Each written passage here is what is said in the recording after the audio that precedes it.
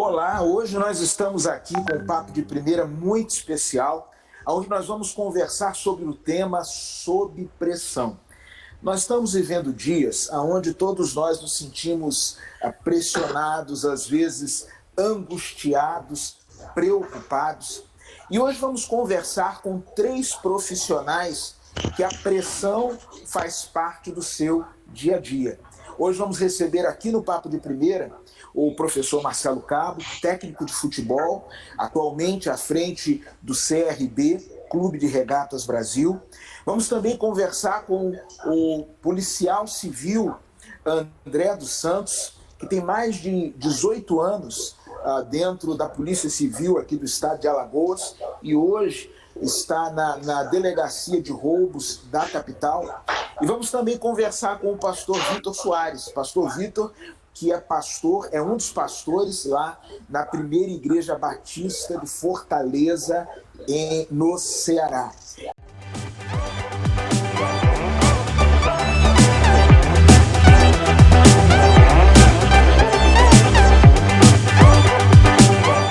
Compartilhar com os demais o que é viver sob tensão para um técnico de futebol.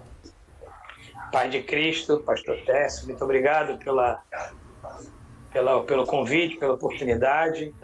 É de uma responsabilidade muito grande participar de uma mesa com o meu pastor e com os outros, com o André, com o pastor, todos estarem juntos aqui para que a gente possa conversar um pouquinho sobre esse momento que nós estamos vivendo. Viver sob pressão. Eu acho que quando a gente acorda, a gente já vive sob pressão, né? A vida, ela nos pressiona todos os dias, desde que a gente se entende por gente. Mas falando especificamente dentro da minha profissão, eu costumo dizer que o treinador ele sofre pressão até dormindo. Ele sonha também. Com a minha esposa Jaqueline costuma dizer que às vezes eu falo de madrugada e muito recorrente a minha profissão. Então ali também a gente já está muito pressionado. Mas diante de 20 anos de carreira, claro que a gente hoje tem uma facilidade em conviver com esse tipo de pressão. Todas as pressões que posso imaginar que é concernente à minha profissão, a gente tem que ter muita sabedoria para lidar com ela. Mas com certeza a gente vai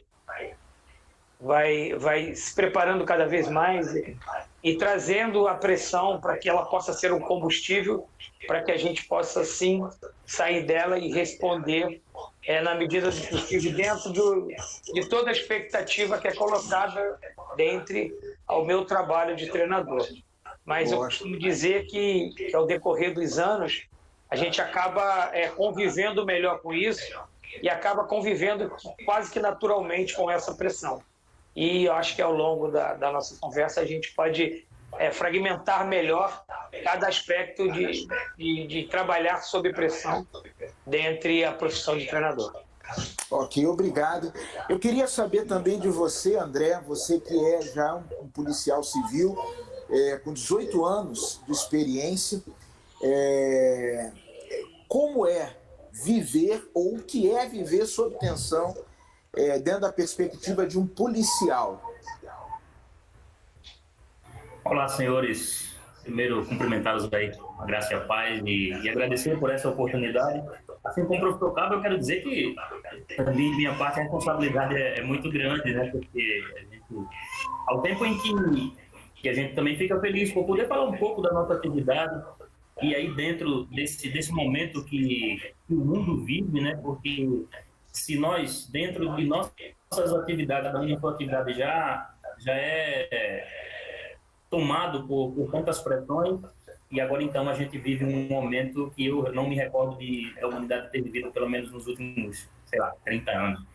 Mas enfim, dentro da nossa atividade policial, as pressões elas são de várias formas, né? Porque você tem a necessidade de como agente do Estado desenvolver um processo de investigação onde determinado membro da sociedade, seja ele de que classe foi vítima de algum dano, e você precisa, junto com a sua equipe, se mobilizar as pressões começam a surgir dos seus superiores hierárquicos porque buscam resultados. A pressão do Estado, por sua vez, que lhe tornou agente público para que você desenvolva essa tão melindrosa atividade e você precisa trazer resultados sem falhas, o que muitas vezes a gente sabe que infelizmente não acontece. As pressões da própria vítima e da sociedade que precisam de uma resposta sua e você precisa, junto com a sua equipe, trazer isso dentro de um espaço de tempo menor possível, que por incrível que pareça, muitas vezes essa pressão vem de dentro de casa, da sua família, da esposa, dos filhos, e com toda razão, porque não é fácil entender que um policial, muitas vezes, e são muitas vezes sim, precisa sair de casa às 2 da manhã, às 3 horas da manhã, ou então ele até saiu cedo e a expectativa, ele saiu no horário normal, mas a expectativa era para voltar às 5 horas da tarde ou 6, e ele se estendeu para o outro dia, e a esposa, evidentemente, não entende muito bem isso, então a pressão vem também de dentro de casa. A gente, pela experiência, pelo tempo, já consegue lidar com isso, mas o fato é que isso tem um equilíbrio para continuar marchando. É verdade. Pastor Vitor, muito obrigado por estar aqui com a gente também. E eu queria saber de você, no ministério pastoral, existe tensão ou é só as águas tranquilas? E o que é viver sob tensão para um pastor? Olá, colegas. De fato, o ministério pastoral traz inúmeras tensões, né? Eu acho que todas as profissões foram bem colocadas aqui, tanto o treinador de futebol como o policial sofrem muitas pressões externas, que foram muito bem colocadas, mas todos nós sofremos muitas pressões internas, né? Que talvez essas internas sejam até mais dolorosas e mais complicadas da gente lidar do que as pressões externas. As pressões externas, elas vêm com relação no ambiente pastoral, né? A avaliação do teu ministério, como é que as pessoas enxergam aquilo que você está fazendo, as tensões de você colocar de fato o coração nisso e perceber pessoas se perdendo, você se depara por vezes com um sofrimento humano de forma muito latente, né, muito forte. Com a vida pastoral você vai sempre do momento de alegria ao momento de profunda tristeza em questão de minutos, né? Você está ali cuidando de uma família num leito de hospital e depois você sai para fazer um casamento. Então, as emoções no ministério pastoral, são sempre presentes de maneira muito forte, muito latentes.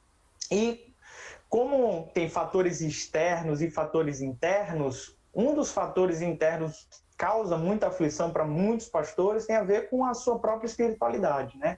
O pastor, ele é vocacionado para ser um modelo.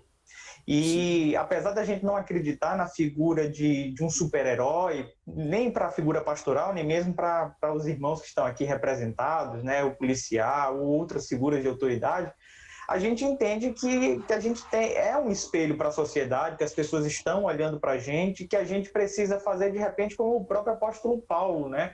O apóstolo Paulo, falando sobre sua pressão interna, ele disse que esmurrava a própria carne para subjugá-la, para depois de ter pregado para alguns, ele mesmo não ser achado em falta. Lá em 1 Coríntios capítulo 9, versículo acho que 27, ele fala isso. Então, assim, são inúmeras as pressões externas e também internas, né? Sem falar no ambiente de batalha espiritual, né? A gente entende que a nossa luta não é contra a carne ou sangue, mas contra os principados, potestades, enfim. Nosso amigo aqui, André, policial, de fato, ele está ali para combater de forma estratégica, inteligente, instituições criminosas, pessoas que estão cometendo delitos. No ministério pastoral, a gente orienta essas pessoas para mudarem de vida, mas a gente entende que existem fatores que vão para além dessa questão natural aqui, e isso também pesa muito, né? Então, acho que para início são essas as pressões que são mais recorrentes. Eu queria voltar aqui no André e fazer uma pergunta a ele.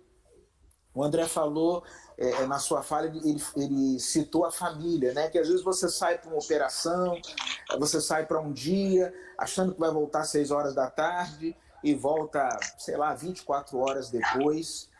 Como é para um policial, e eu sei que você é muito operacional, serviu muito tempo na DEIC, participou de algumas operações aqui no nosso estado muito significativas.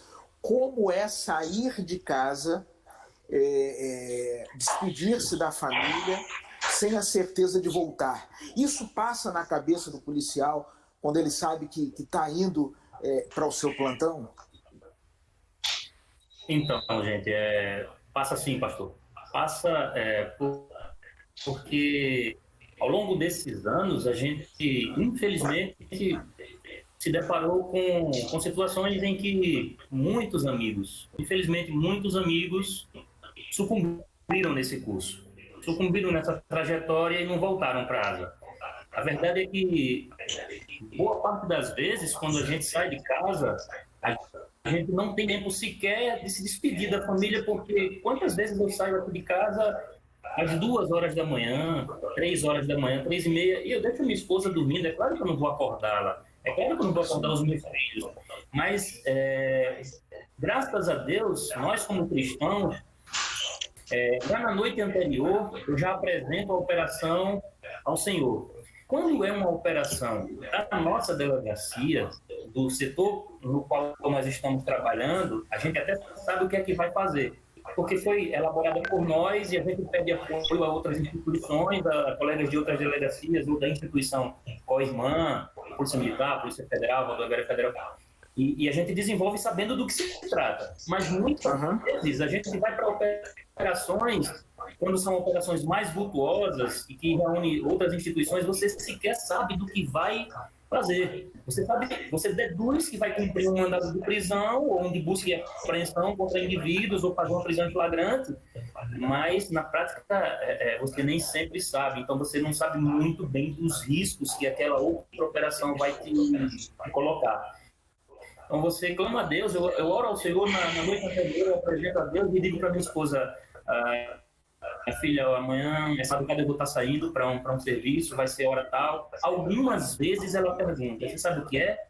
Outras ela já nem pergunta, porque muitas vezes eu nem sequer sei. E aí, por questão de segurança mesmo, né? A gente toma conhecimento quando chega lá na hora do briefing, e aí chega para você, toma aqui, esse mandado é a sua equipe que vai cumprir, é no local tal, cumpra esse mandado.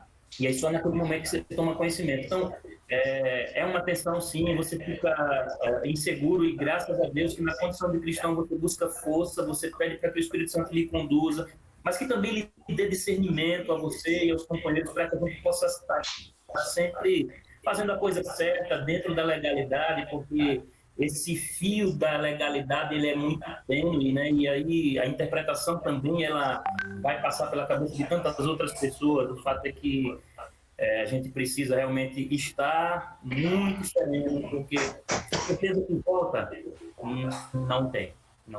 Uhum. Eu queria voltar aqui um pouquinho e falar aqui com o professor Marcelo Cabo. Nós somos o país do futebol. O futebol é uma paixão nacional, né?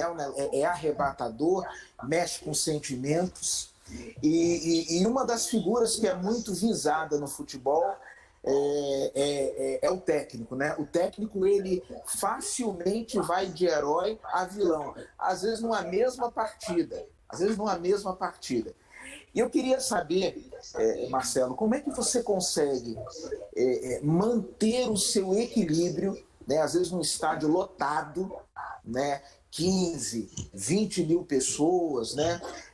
Já vi você em momentos de tensão dirigindo, quando você dirigiu o CSA, hoje dirigindo o CRB, foi campeão da Série B no Atlético Goianiense, ou seja, tem uma carreira vitoriosa, participou da comissão técnica da seleção brasileira, participou de Copa do Mundo na comissão da Arábia Saudita, ou seja, toda essa experiência, mas quando você está ali na beira do gramado, tendo que fazer a coisa acontecer, o estádio inteiro gritando, como é que se mantém o equilíbrio debaixo de uma pressão dessa? Pastor, a gente, cada ano que a gente vai ficando mais velho, mais experiente, a gente convive melhor com essas situações, né? Falando propriamente de beira de campo, você tem que manter o foco, você tem que manter um foco, seja o foco no jogo, um foco no que está acontecendo, porque você tem às vezes frações de segundo para tomar uma decisão, e às vezes uma decisão de uma estratégia errada, você coloca tudo a perder, você vai de herói a vilão. E às vezes uma decisão tomada certa, você sai de vilão para herói, entendeu? Então, você precisa ter esse foco. Concernente a estádio de futebol, você não pode nem ao menos olhar o entorno. Quando eu entro, desde que eu jogava, né? Eu fui um jogador de futsal de um bom nível, joguei na Europa, joguei grandes competições a nível nacional, e ginásio de futebol, de futsal, é tudo muito próximo. Então eu sempre tive essa relevância de não olhar ao redor, sempre no meu foco. Eu posso ter um jogo para 1.000, eu posso ter para 60 mil, como eu sempre tive. Se você perder o teu foco no campo e focar nos 60 mil, você perde a sua estratégia. Você não consegue ter uma diretriz, um começo, meio e fim. Então, essa pressão, porque no mesmo jogo você é ovacionado, você é xingado, coitada da dona Fátima lá no Rio, coitada da família, coitada de todo mundo. Então, assim, eu costumo dizer que a gente pede... Sempre quando eu vou iniciar um jogo, né, nas minhas orações, eu peço que o Senhor santifique meus ouvidos, a minha fala, a minha mente, e que aquilo que não for o viés dele, que eu não ouça, entendeu? Então, assim, todos os meus jogos, como o André faz na hora de sair de casa, eu consagro aquela partida ao Senhor, né? E eu tenho certeza que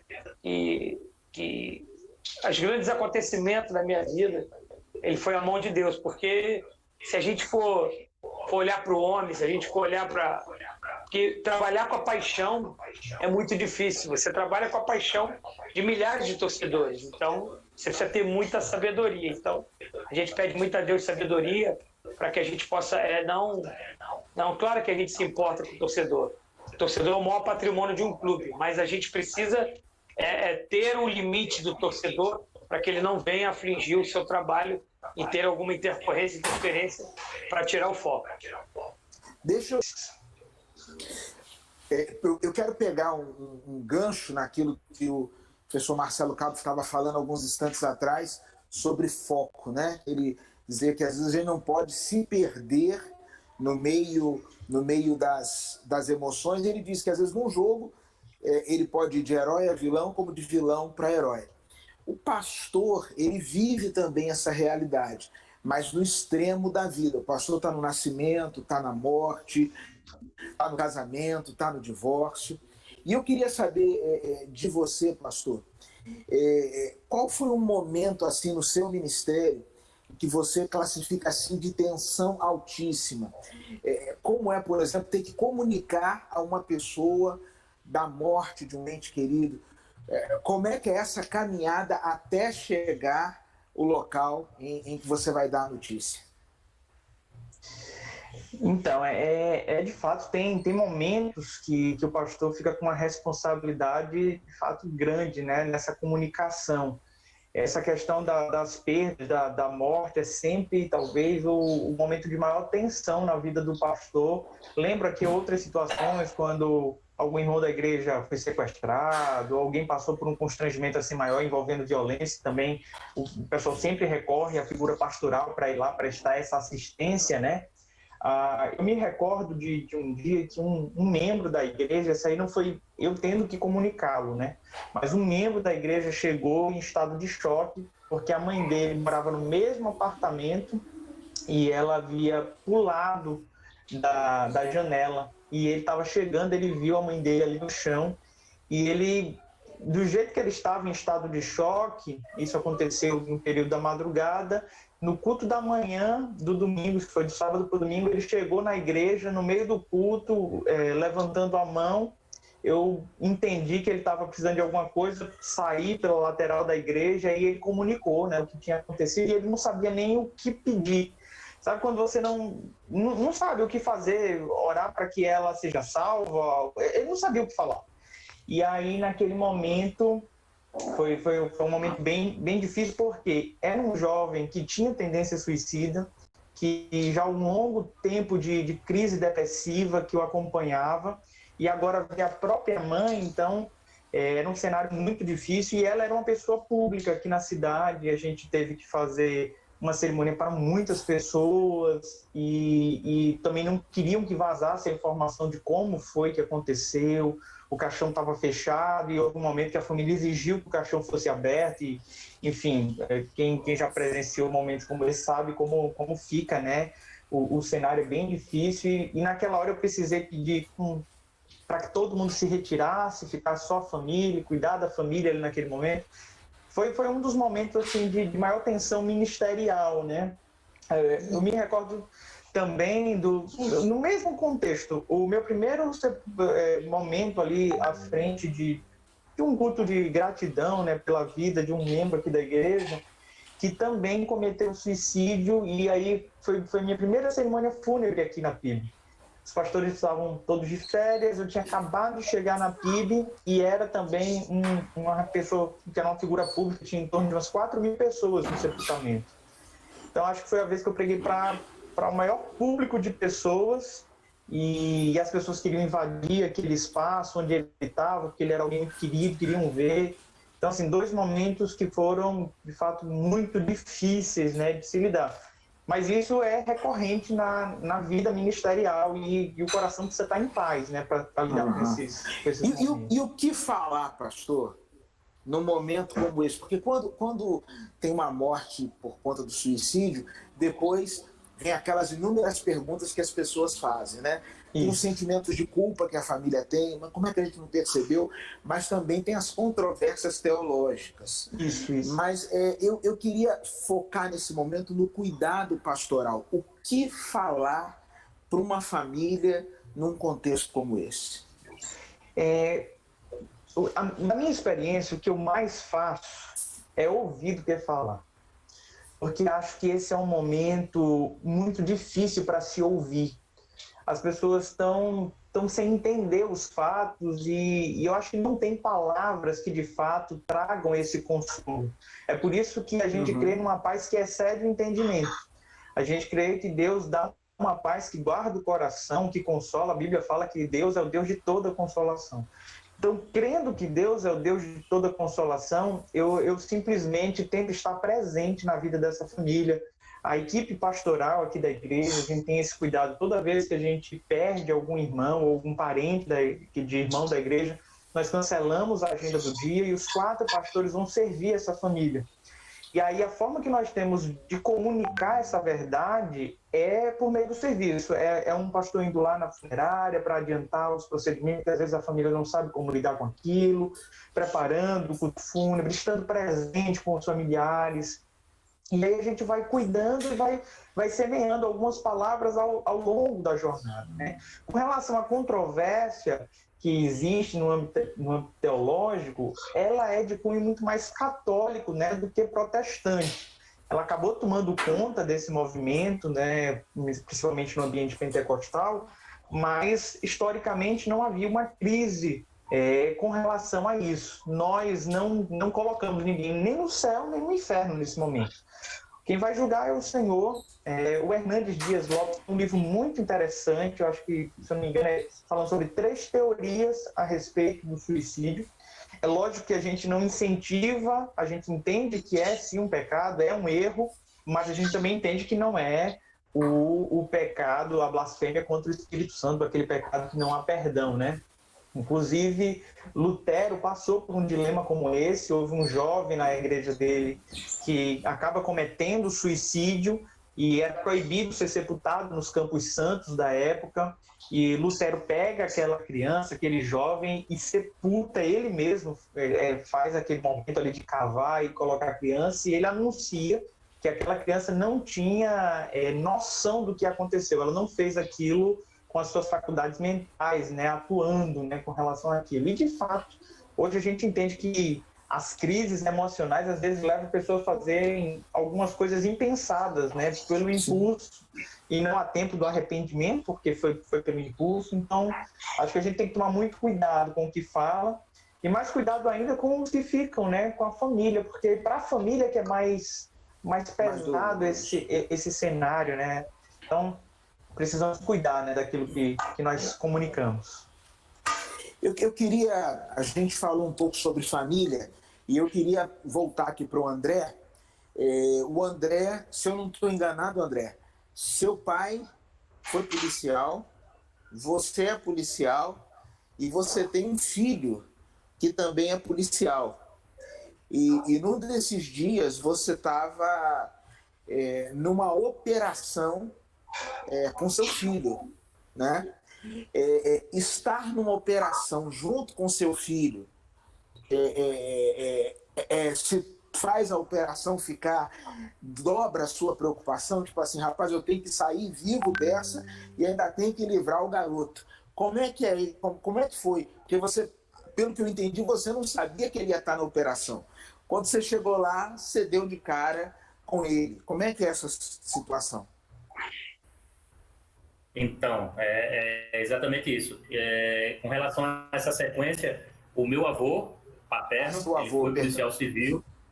Aí o meu pai, ele fala assim, puxa, só eu quem pulei isso aí, eu quebrei essa sequência, não deveria ter feito isso, mas eu quebrei a sequência. E aí o meu pai é da iniciativa privada, né, e aí sim, eu também policial civil, e o meu filho, André, também é policial militar há 2 anos, né, hoje é membro do Batalhão de Operações Policiais Especiais, que é o BOP, é um policial também muito capacitado, apesar do pouco tempo, é um policial operacional, tanto é que está nesse batalhão, e seus superiores hierárquicos, eu costumo acompanhar, né, que você fica ali quietando, mas também vendo qual é a conduta. Quando eu tenho um tempo de casa, eu vou buscar aí nos colegas, e como é que está o garoto, tal, aí o pessoal sempre tem trazido assim excelentes informações no sentido de disciplina, conduta, equilíbrio, isso é muito bom. Mas enfim, a gente se preocupa, né, e aí nós estávamos, no período dessa operação, eu ainda era membro da DEIC, né? Acho que foi no final do ano passado, se não me engano, e houve o start de uma dessas grandes operações com várias outras instituições. Não era plantão dele, portanto, eu não imaginava que ele fosse estar. E aí a operação startou durante a madrugada, vários cumprimentos de mandado de prisão, organizações criminosas e cumprimento de mandados de busca. E aí, quando eu já de manhã lá na DEIC, eu vi alguns policiais do BOP, aí você, não é possível que o André tá aí, porque ela é folga dele, mas aí, para minha surpresa, daqui a pouco ele chega, a guarnição dele chega, conduzindo o preso e tal, e aí eu, puxa, porque às vezes você sabe da grandeza e da sensibilidade daquela operação, tem operações que são cavernosas, você se preocupa, claro, né?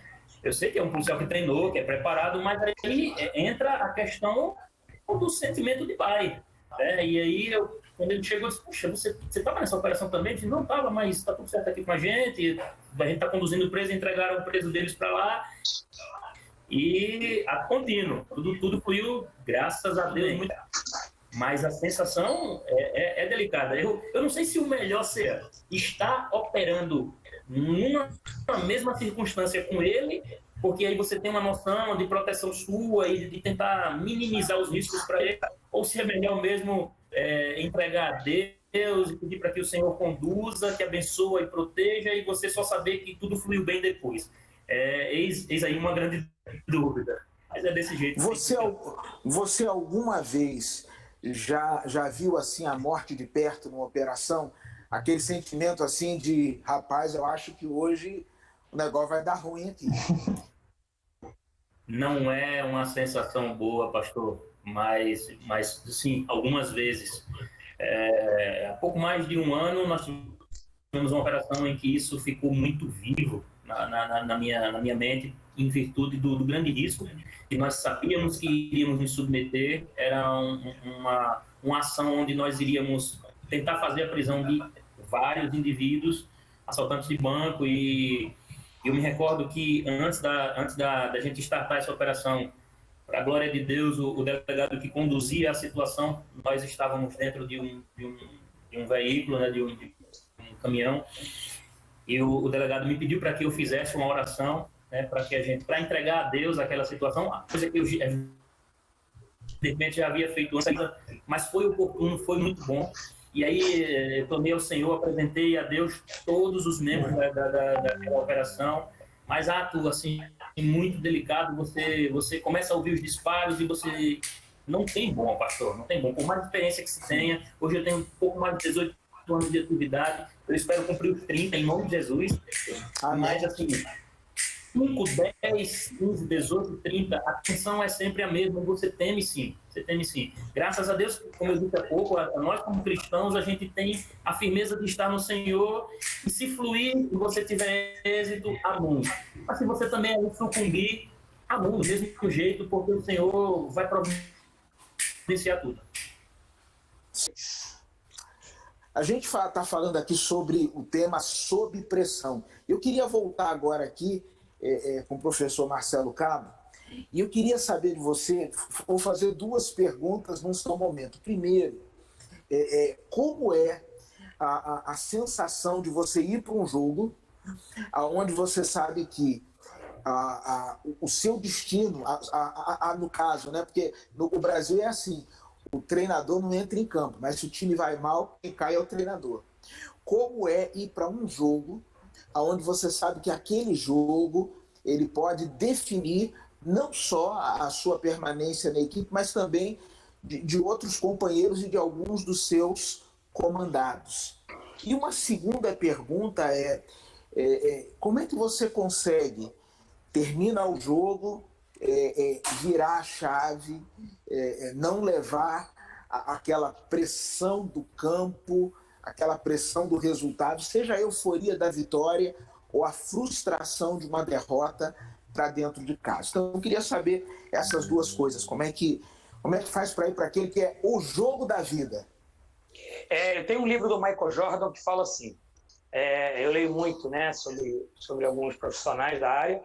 Ele diz assim: se você tem uma decisão no final de semana, ou você tem o jogo mais importante da semana ou do período, faça o simples, faça o prático, entendeu? Não tente mudar muito o seu cotidiano.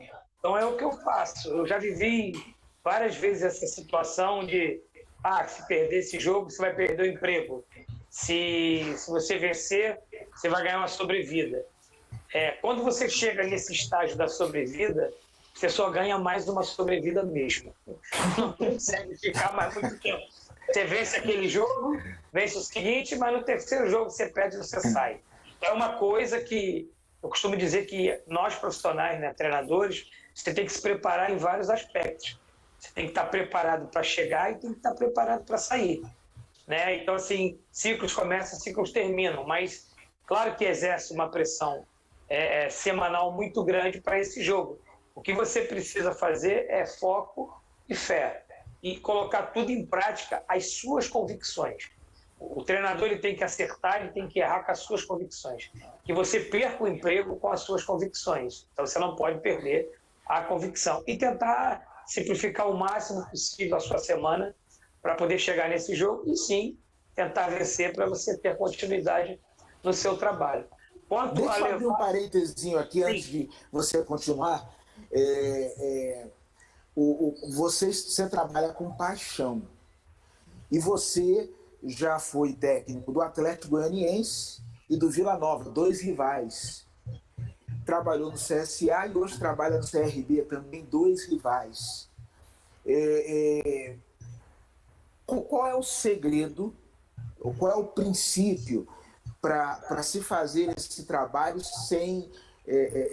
com equilíbrio, com sobriedade, né? Eu percebo que você na equipe que você está, independente da equipe que antecedeu, você sempre procura dar o seu melhor, tem as suas características de trabalho, com profissionalismo. Como é que funciona isso na cabeça do treinador? Como é que você ter que enfrentar uma equipe, as cores que você um dia já definiu? Como é que é isso? Primeiro de tudo, princípios básicos, respeito e gratidão. Eu sempre tenho respeito e gratidão pela equipe que eu passei, que me deu aquela oportunidade de levar o pão para minha casa. Eu sou muito grato a todos aqueles que me ofereceram um contrato, um emprego, e essa gratidão é uma coisa que eu carrego no meu coração. Segundo, eu não sou um torcedor, eu sou um profissional. Então, eu respeito o meu contratante. Então, o clube que me contrata, desde o momento que eu assino o contrato e tenho o contrato em vigor, eu me dedico 24 horas àquela equipe e dou o meu melhor para aquela equipe. E respeitando sempre ela e vestindo a camisa de verdade, trabalhando. Porque eu na minha profissão, pastor, eu não posso ter um comércio paralelo, uma empresa paralela, porque se você não se dedicar 24 horas ao seu clube, você não tem sucesso, você não tem êxito. Né? Então, assim, princípios básicos, respeito e gratidão por onde você passou e respeitar o contrato, aquele que te contratou e que te dá a oportunidade de levar o pão para sua casa. Eu costumo dizer nas reuniões da minha equipe, eu falei, você já orou pelo presidente do seu clube hoje? Aí eles me olham assim de olho regalado. Você já orou pelo aquele que te dá o alimento da tua família? Porque ninguém faz isso. Ninguém ora pelo seu empregador. Ninguém ora pela vida daquele que dá o alimento para sua casa. Então, assim, respeito e gratidão por onde eu passei e respeito pelo contrato que eu estou em vigência. A respeito da segunda pergunta, é justamente ao contrário. Você sofre toda aquela pressão pré-jogo, você sofre toda aquela pressão no jogo, e quando você chega em casa, bate a porta do seu quarto, aquilo deságua. Ali é só você e Deus. E quantas vezes ele foi consolador comigo. E assim, o treinador ele tem uma máxima. Não fique tão eufórico quando vence e não fique tão deprimido quando perde. É copo meio cheio, que a gente chama. Né? E eu quero terminar com uma frase que eu vou também dividir com o André. Que, André, eu escutei no seriado da SWAT, e eu vou escutando e anotando e conjecturando para a minha profissão. Pior do que ser treinador e policial é ser família de treinador e policial.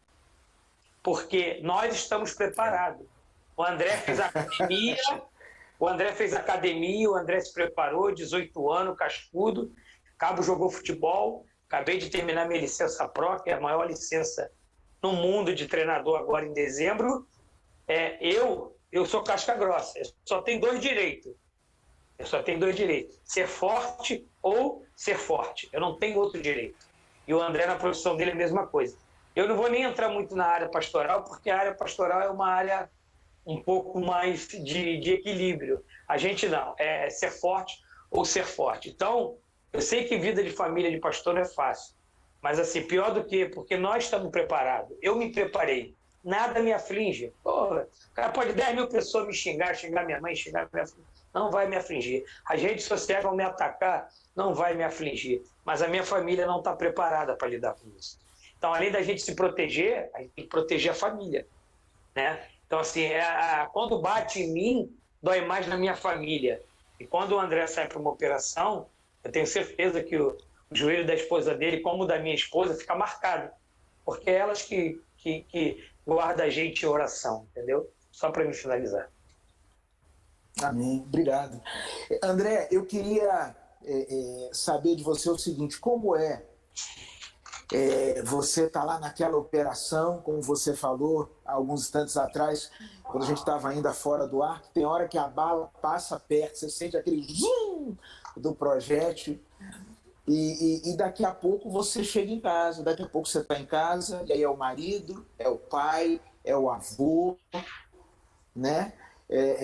Aonde você vira a chave, policial deixa de ser policial, ou é policial 24 horas por dia, quando tá em casa, tá na praia, tá ligado? Como é que é essa coisa de virar a chave? Então, professor Carrabo, eu A princípio, só complementando o que você falou aí, a dinâmica é essa mesmo. A gente não... O profissional de segurança pública, ele, de fato, a ele não é dado esse direito de não estar pronto. Até do ponto de vista legal, né? Legalmente falando, o policial não pode argumentar que não estava pronto, porque certamente a legislação não irá te dar essa oportunidade. Então, ou está pronto, ou está pronto. Ou é, ou é. E é desse jeito que funciona. Em relação a essa questão do virar a chave, pastor, é muito delicado, porque a gente milita nos extremos, né? Então, você sai para uma operação dessa e, como eu falava há pouco, você se submete a níveis de estresse altíssimo, onde estão em jogo a sua vida, mas também a vida, muitas vezes, de pessoas inocentes. Você vai para uma operação onde você acredita que vai fazer a prisão de inúmeros elementos criminosos, indivíduos, né, que praticam ilícitos, mas você vai se deparar também ali com uma comunidade, com uma gama de pessoas inocentes. E é muito delicado, porque às vezes surge mesmo inesperadamente uma troca de tiros. Para eles, não importa, pouco importa para onde eles estão atirando, eles vão direcionar suas armas para os policiais, e se pegar nos policiais, ótimo, se pegar em outras pessoas, para eles, fatalidade, tudo bem, paciência, eu não queria não, mas foi. Para nós, policiais, não. Então, o nível de estresse é muito alto. A responsabilidade em você acionar o gatilho, você colocar seu dedo ali dentro daquele guarda-mata e acionar um gatilho, é muito grande, pastor. Porque você vai tentar neutralizar a ação daquele oponente que é o criminoso. E se porventura, e a gente sabe que acontece muito, essa bala atingiu um inocente. Olha o nível de estresse. E aí o policial volta para casa, e como é que vai girar essa chave e dizer assim, eu cumpri minha missão, não deu, aconteceu algo que eu não esperava, mas está tudo bem. Não é assim. Para nós policiais não é assim, a responsabilidade é grande. Então, amém quando tudo dá certo. Glória a Deus quando a gente chega lá e para a missão.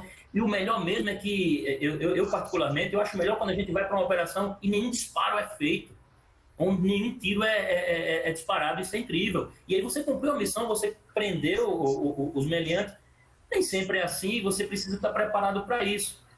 Mas então o que é que acontece? Muitas vezes, depois de um momento como esse, você chega na delegacia, que a gente chama de debriefing.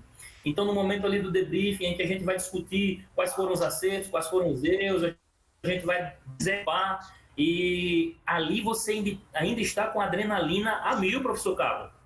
Ali você está com a adrenalina a 1000, pastor Vitor.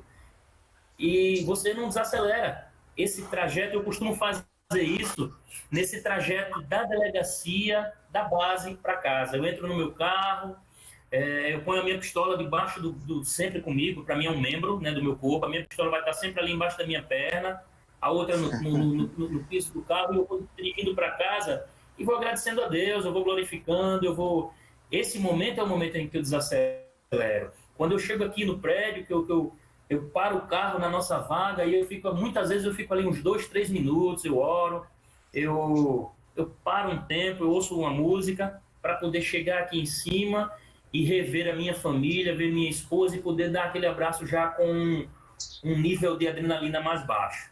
Quanto ao fato de às 4 horas, algumas pessoas riem de mim, brincam assim, porque para nós que somos policiais isso é comum. Mas, como eu disse há pouco, a arma, para mim, é um membro do meu corpo. E, às vezes, se eu for lá embaixo buscar um lanche que eu pedi por telefone, eu ponho minha pistola na cintura e vou lá embaixo. É ato contínuo, é prática. Isso já para mim, já funciona normalmente. Então, se eu saio com a minha família, se eu vou lá na praia, se eu vou passear com a minha esposa e com os meus filhos, é ligando o tempo todo. É visão periférica, é 360 graus, eu jamais sento de costa para a rua.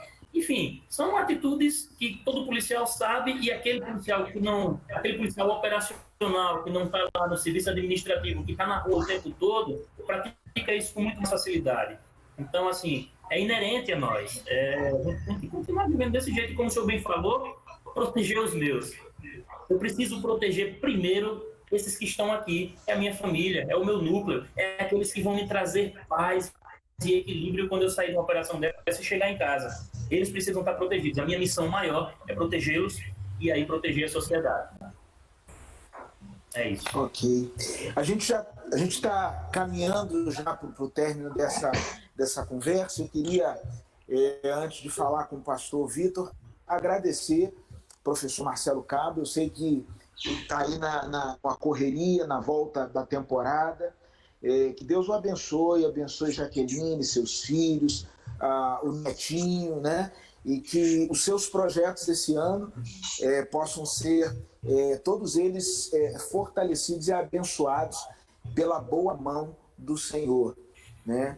Quero agradecer ao André por ter separado esse tempo para estar com a gente e orando também, André, por você, pela Dani, pelos filhos, pela netinha, né? Nós temos aqui dois vovôs garotos participando aqui do Papo de Primeira, e teve uma hora que a gente fez um intervalo aqui, eu e o pastor Vitor ficamos meio por fora, porque eles só falavam de neto, da neta, de quando nasceu, e blá, blá, blá, blá, blá. Então, assim, que Deus abençoe muito a família de vocês. Mas eu queria, pastor Vitor, enquanto a gente está caminhando para encerrar, pedir para você falar duas coisas. Você falou sobre duas experiências de suicídio. E o suicídio hoje é uma realidade dentro da vida da igreja. Ultimamente nós temos visto um número crescente de pastores que têm dado cabo à sua vida, têm encerrado a sua vida. Eu queria que você falasse para a gente como você enxerga isso, quais as causas disso, e que você deixasse também, para quem participa conosco, uma palavra pastoral sobre como viver sob pressão. Nós vamos viver daqui a pouco a flexibilização das regras de isolamento, mas parece que uma nuvem de pressão está posta sobre as nossas cabeças. Então, é com você, pastor, para falar sobre pastores que se suicidam e também dar uma palavra sobre como viver livres nesses dias de pressão. Essa questão do ministério pastoral, na verdade, eu acredito que a gente vive um cenário no ambiente pastoral que ele é reflexo da sociedade como um todo. Então, a igreja é um extrato da sociedade. O que tem na sociedade vai ter dentro da igreja, não tem como a gente fugir. E algumas pessoas têm vestido uma armadura com o ministério pastoral, como se o ministério pastoral o tornasse imune às coisas naturais da vida, e não é verdade. Né? O André colocou aí que ele é policial 24 horas, o pastor ele é vocacionado e é pastor 24 horas. Só que o pastor precisa entender que essa ideia de que o pastor é o médico, o pastor é o psicólogo, o pastor é o policial, isso é mentira. O pastor é pastor. Ou a gente entende a função de cada membro do corpo e deixa cada membro do corpo exercer as suas funções, ou a gente vai ter pastores autoritários que querem fazer tudo e vão acabar descendo. Muitas vezes, irmãos acabam entrando em contato comigo, dizendo, pastor, eu estou doente, o que é que eu faço? Eu vou orar pelo irmão, mas vou encaminhar ele para o médico. Claro. Né? Outras vezes acontecem cenários assim de, como eu falei, alguém ser sequestrado, acontecer um roubo, e é impressionante como as pessoas ligam primeiro para o pastor. Só que muitos pastores acreditam que eles são a solução. Eles vêm, colocam essa capa de super-herói e dizem, eu vou ao resgate, eu vou resolver isso aí. E essa tensão de querer ser o super-herói não é um legado que Deus nos deu, não é o jugo que Deus nos deu. Então tem muito pastor carregando um peso, de fato, muito pesado, mas que não é o peso que o Senhor partilhou com ele. Então acaba acontecendo inúmeros desgastes, né? A frustração ministerial, você se esforçar, você acreditar numa linha ministerial e de repente não ter a resposta que você queria, e aí vem a frustração, o desânimo. Então são inúmeros os fatores que fazem com que os pastores adentrem, né, esse cenário, fora as questões psiquiátricas mesmo, né, a ausência de substâncias no organismo. Mas o que a palavra de Deus nos inspira é a permanecer mesmo diante desses cenários. O apóstolo Paulo foi um dos apóstolos, talvez, que mais tenha sofrido pressões ao longo da vida. Ele teve uma jornada longa de pressões, né? Muitos passaram por uma tensão ali no momento do martírio, mas o apóstolo Paulo é uma longa jornada de martírios, né? Ele vai narrar isso muito bem na carta aos Coríntios. E lá na segunda carta aos Coríntios, no capítulo 4, ele começa a dizer que recebeu esse ministério do Senhor, ele sendo um vaso de barro, e ele carrega um tesouro.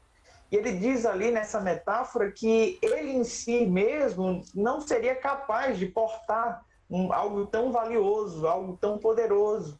E ele fala que em tudo nós somos pressionados, mas mesmo diante das pressões nós não somos abatidos, nós somos perseguidos, mas não desamparados. Ele vai fazendo ali paralelos que a vida pode ser difícil, mas Deus não se esqueceu de você. E ele fecha esse capítulo a partir do versículo 14 de 1 Coríntios 4, 2 Coríntios capítulo 4, dizendo assim: por isso não desanimamos. Embora exteriormente estejamos a nos desgastar, interiormente estamos sendo renovados dia após dia, pois nossa leve e momentânea tribulação há de produzir em nós um eterno peso de glória incomparável.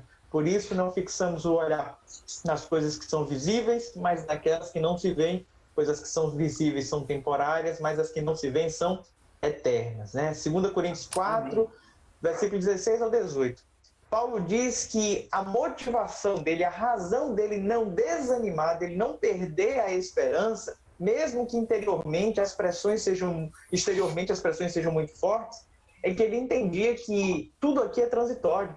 Ele entendia que o peso que ele carregava no aqui e agora, esse fardo, essas tensões, não podem ser comparadas, com a glória que há de ser revelada, como ele disse também lá em Romanos capítulo 8. E ele conclui esse texto falando sobre essa noção de fixar o olhar naquelas coisas que nós não estamos vendo. Eu acho que essa é a nossa esperança, É viver na fé naquilo que de fato está para além do cenário que enfrentamos. E todo esse texto ele cita no plural. Ele coloca: não desanimamos, fixamos. Todo o texto está no plural, mas a gente entende que ele está falando dele. Sabe, eu percebo nesse texto uma verdade que é imprescindível para a gente que vive essas pressões, como o professor Cabo colocou aí. Não é só o profissional que sofre pressão, a família também sofre pressão. Sabe, nós não fazemos nada sozinhos. Nada. A gente só consegue conquistar alguma coisa, de fato, tendo pessoas ao nosso lado caminhando conosco e tendo o Senhor caminhando conosco, Amém. Quando ele apresenta essa jornada e essa caminhada de alguém que está fixando os olhos nas coisas que não se veem, eu me lembro das Olimpíadas, na verdade, nas Paralimpíadas, da corrida de cego. O cego não sabe onde é a linha de chegada, mas a mente dele, a visão dele espiritual, a visão mental dele, está toda focada na linha de chegada. E ele só chega lá com um companheiro que vai dando passadas juntos ali. Eu creio de verdade que o Senhor é esse nosso companheiro de jornada, que vai nos direcionando no caminho e que faz com que as tensões, que os perigos dessa jornada nós possamos desviar, mesmo que você não estejamos vendo. Por mais tenso que seja, nós precisamos ser como o apóstolo Paulo, não desanimar, permanecer firme na certeza que Deus preparou algo muito melhor para a gente lá na frente. Amém. Nós já estamos chegando ao término desse Papo de Primeira.